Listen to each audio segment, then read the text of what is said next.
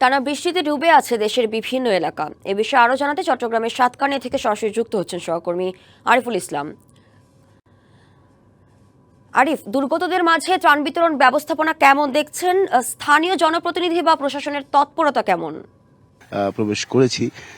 এখন আমি যেটা দেখানোর একটু চেষ্টা করব যে যে জায়গাটাতে আমি দাঁড়িয়ে আছি ঠিক তার আশেপাশে আসলে দেখার মতো কিছু নেই, শুধুমাত্র পানি ছাড়া। এমনকি একমাত্র এখন এখানকার যে সমস্যা সেটা হচ্ছে যে পর্যাপ্ত খাবার নেই, শুকনো খাবার নেই। এর পাশাপাশি বিশুদ্ধ পানির একটা ব্যাপক সংকট দেখা দিয়েছে এই সাতকানিয়া। যেহেতু সাতকানিয়ার ১৭টি ইউনিয়ন রয়েছে, আর সেক্ষেত্রে লাখো মানুষ কিন্তু ঘরবন্দি।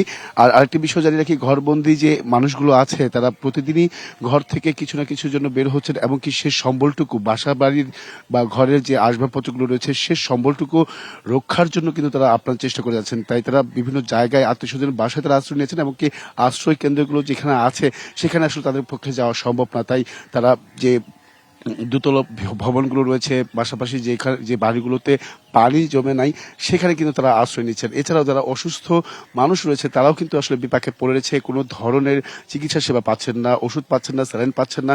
কোনো ধরনের চিকিৎসা না পেয়ে কিন্তু আসলে তারা অনেকটা হতাশ।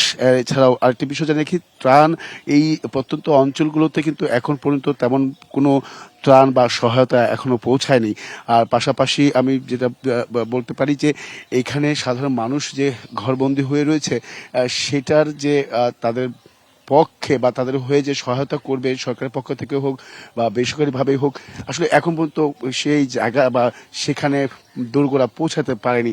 এখানে বুক সমান পানি। এখানে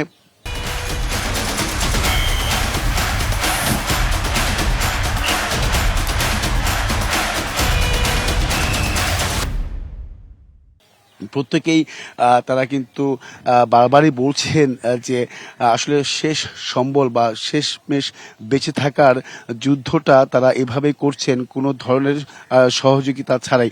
তো তার পাশাপাশি একটি বিষয় জানিয়ে রাখি যে আপনার এই সাতকানিয়াতে যত দূর চোখ যাবে শুধু থই থই পানি আর পানি।